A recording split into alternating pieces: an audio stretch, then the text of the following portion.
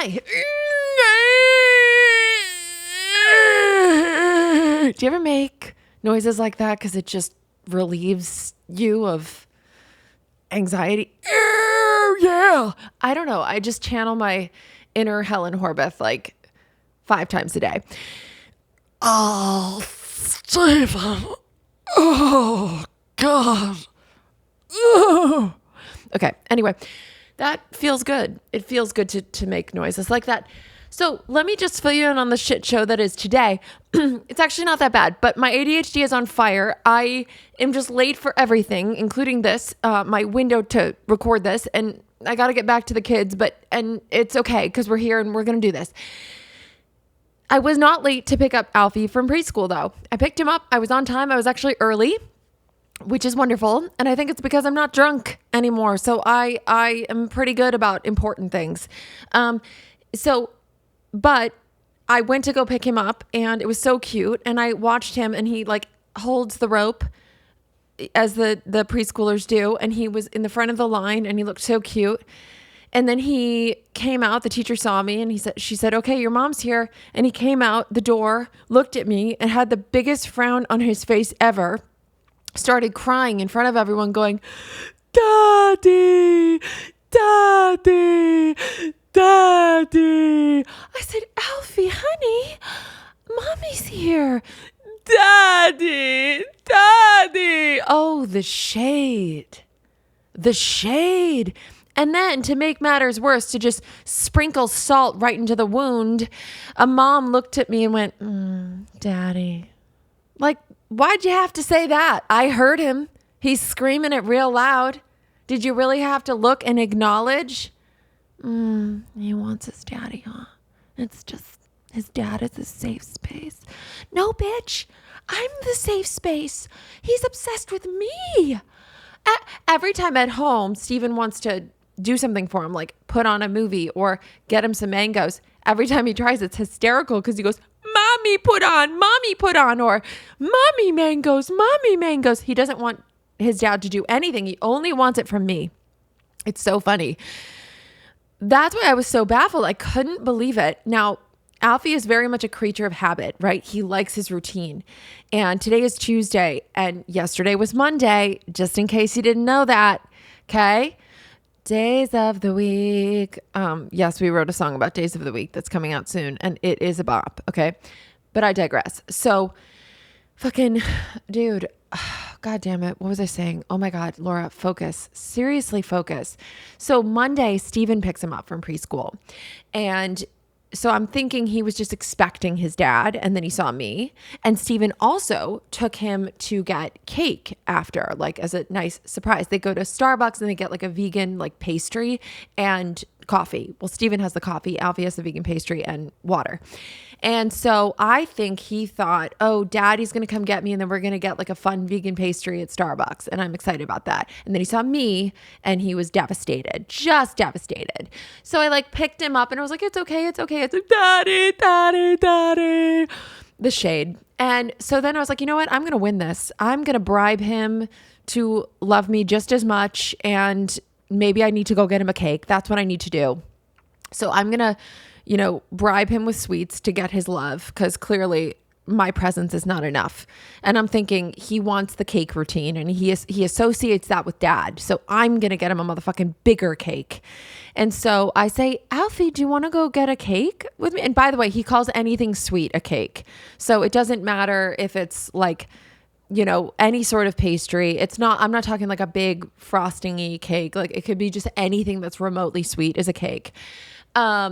So I was like, do you want to go get a cake? Now, I didn't know they went to Starbucks. I wasn't actually quite sure where they went, they've gone different places. So at the time, today, I didn't know until Steven told me later that Starbucks is their most recent place they go hang out.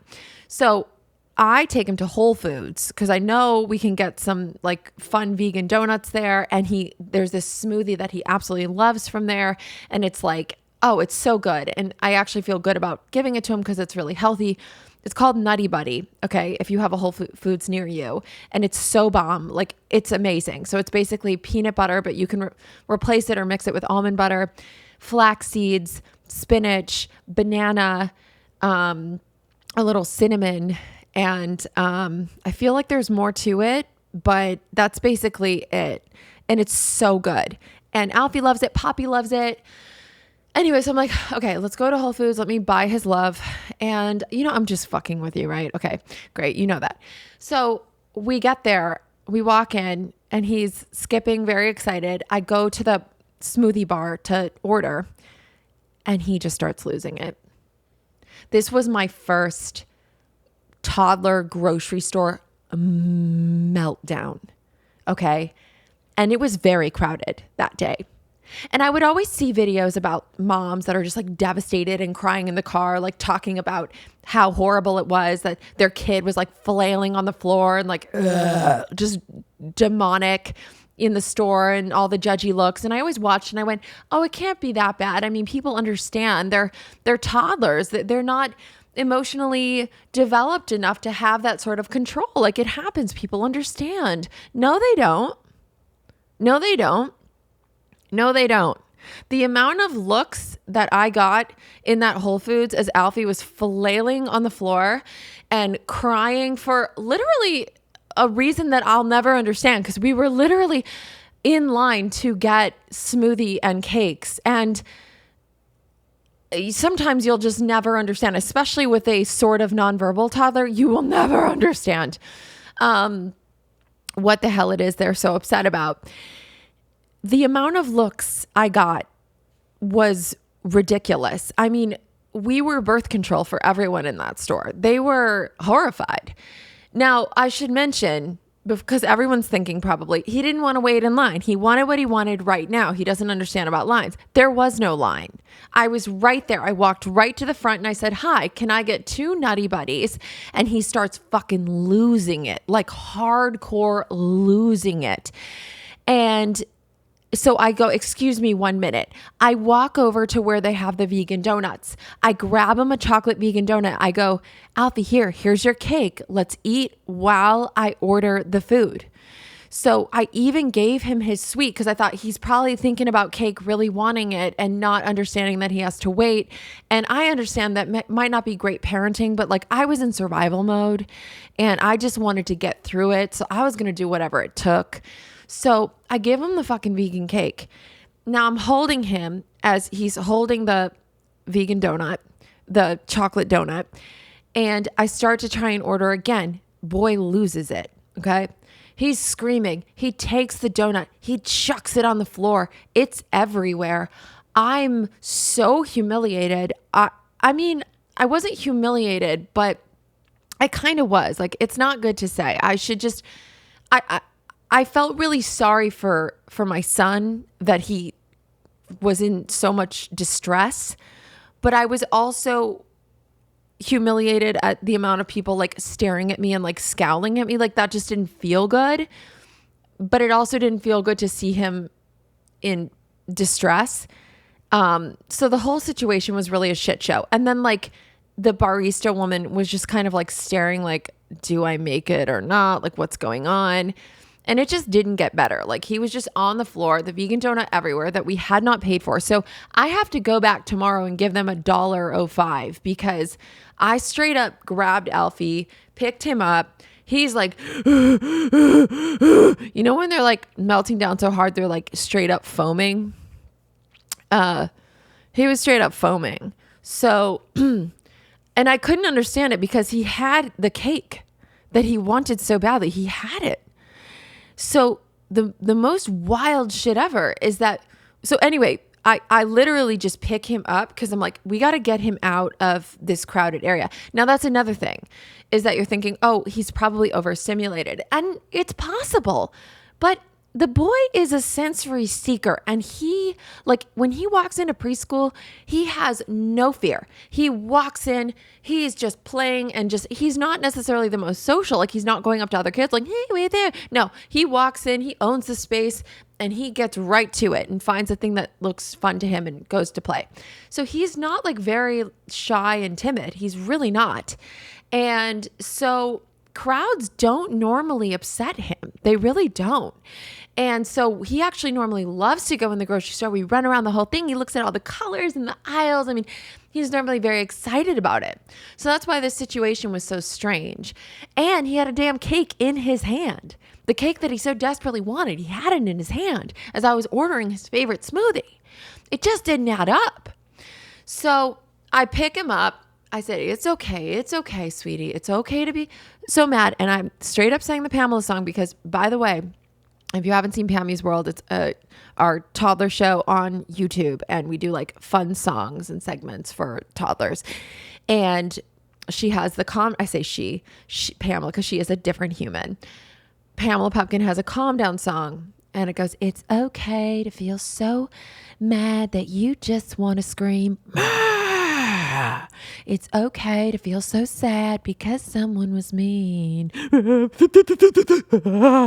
Here's one thing that you can do to stop from feeling so blue. Take a deep breath in through your nose, then exhale out and let it go, let it go. So Alfie's obsessed with that song. He sings it with me. When he's upset, I sing it to him. Sometimes I only do, like if he's sad, I'll only do it's okay to feel so sad, or I just sing the chorus bit that take a deep breath in through your nose. And he's like, through nose, exhale out, let it go. Like he straight up sings it with me, loves it, thinks it's really fun. So it fucking works, dude. That song works for my kid. So I was like singing it to him in his ear and I was, calming him down, but he was still just like kind of hyperventilating, I had to get him out of there. So we go out and the second we walk out, he's going, cake, smoothie, cake, smoothie. He actually my son calls smoothies fussies. My 3-year-old calls smoothies fussies. It sounds really wrong. It sounds dirty. It sounds like a porn genre. Fussy.com. I say smoothie.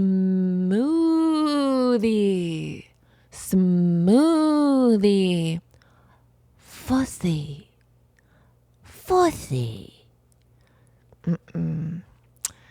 Nope. So I ordered 2 big fussies and I couldn't get either of them.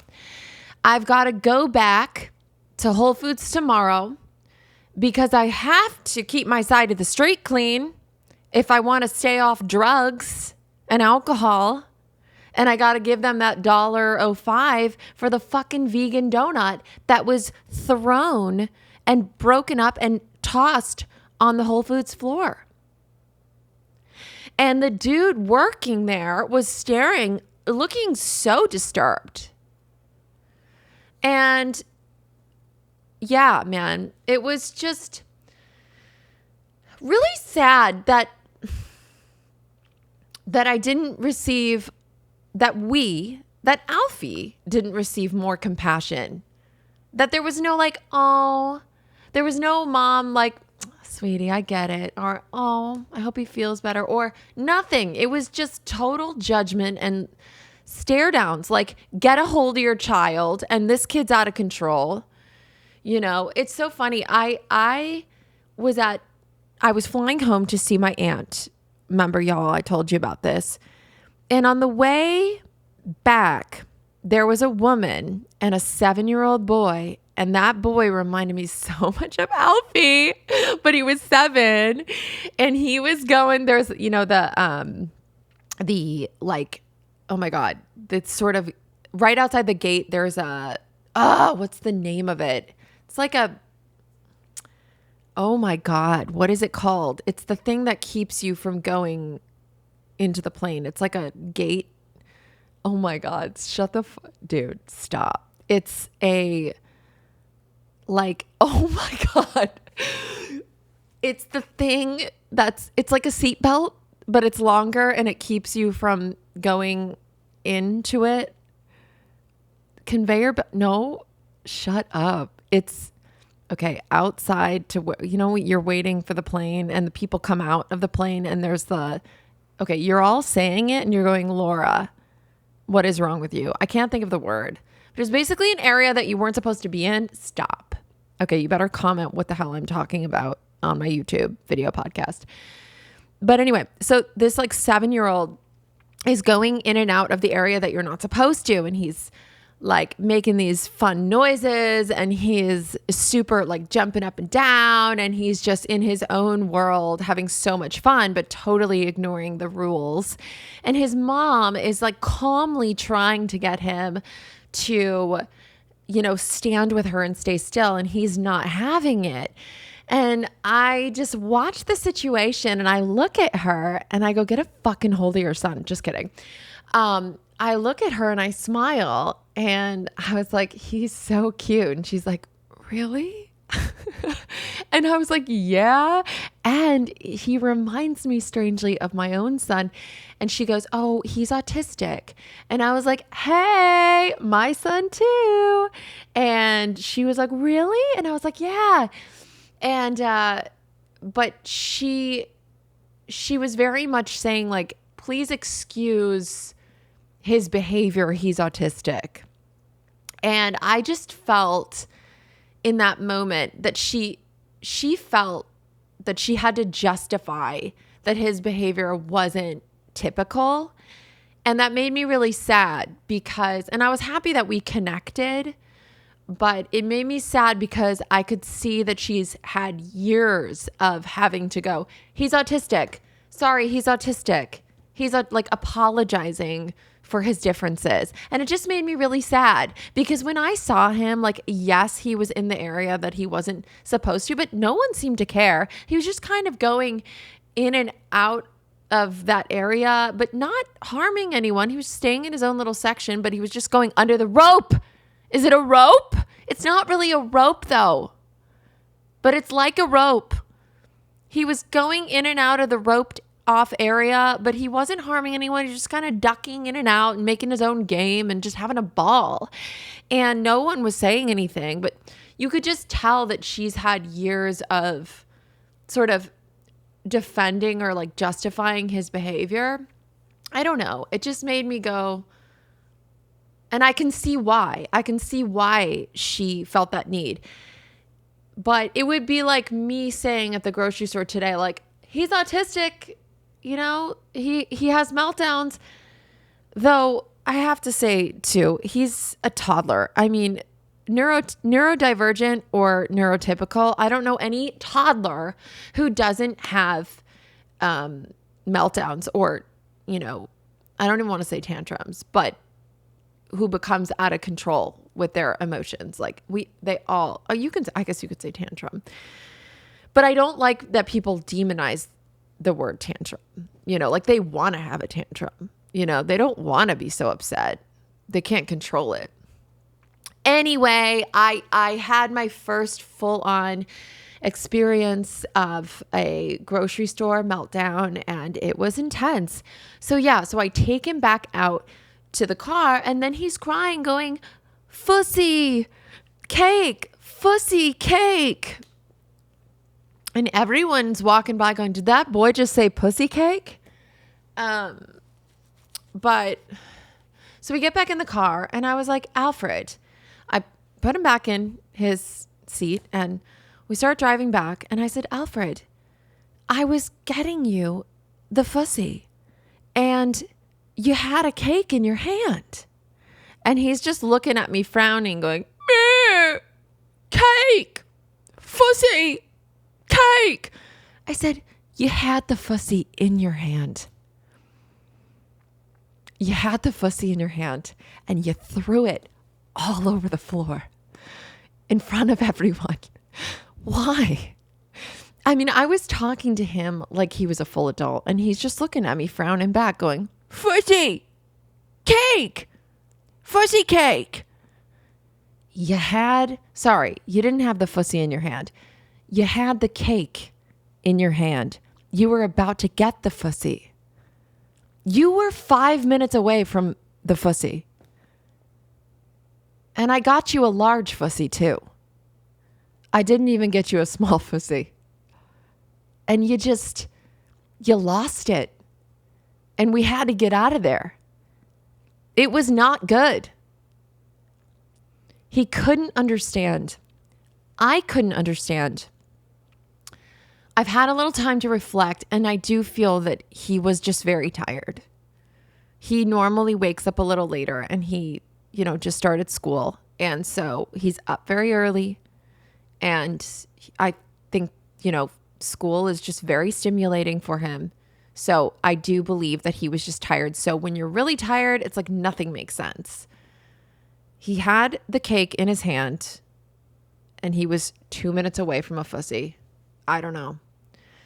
Wild. Toddlers, sometimes you just got to throw your hands up. So yeah, I was talking to him like an adult, but I feel like he understood me. And I was like, look, when we get home, you can have some dark chocolate. We have some dark chocolate. That's fine. We can do that at home. Okay. And he calmed down. He was fine. He recovers pretty quickly. So, we gave him some sweets when he got home and he was fine. And, life moves on. And, what else was I going to tell you?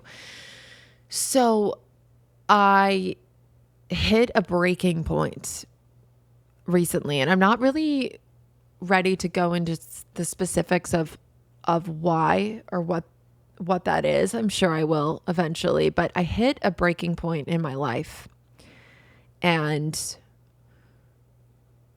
I was in a lot of pain and a lot of fear and, like a lot. And I felt very alone. When there are certain things that are going on in your life that you're not quite comfortable telling even your friends or your mom about, certainly not posting it online. Like you just feel very alone with this big thing and it's very scary.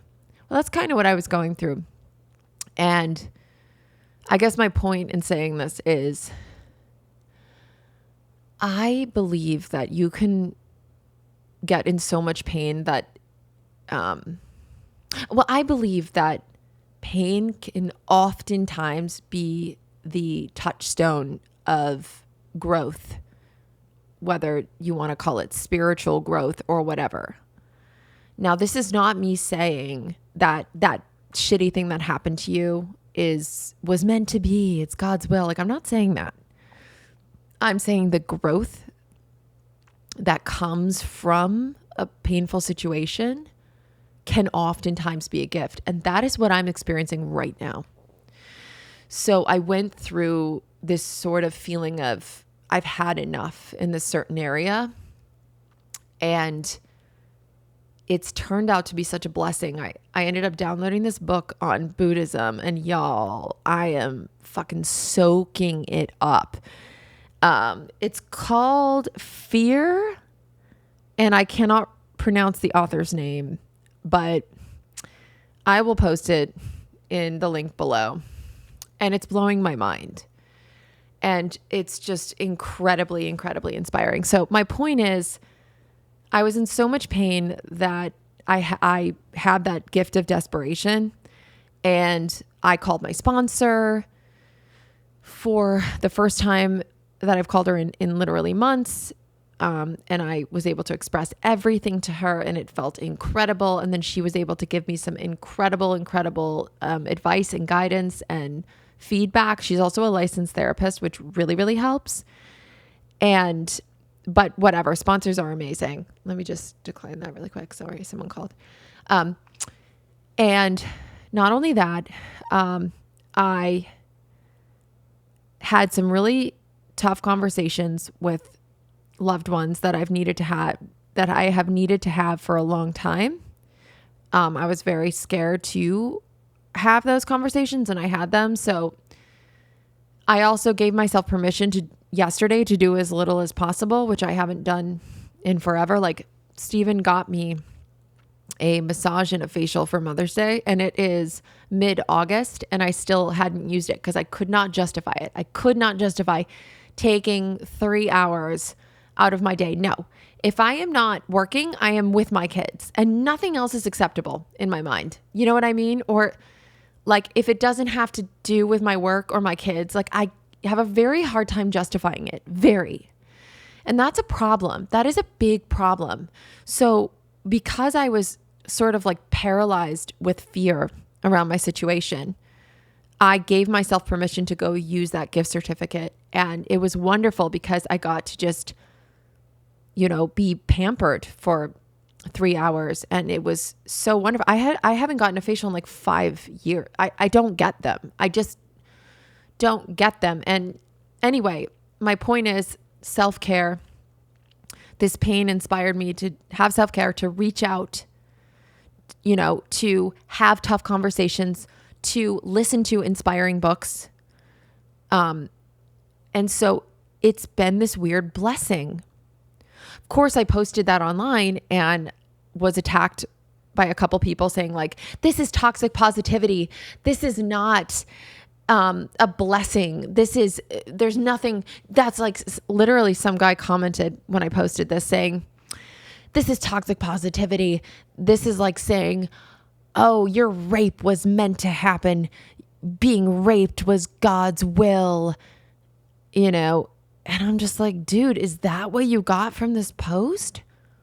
No, dude, I'm just saying I have been having the suicidal ideation. Is that what it's called? It's basically, I'm not going to kill myself, but I've had fantasies about doing it for a couple months now. Like just, I will be going through my day and then all of a sudden the thought of and I'm so sorry. I should have said trigger warning,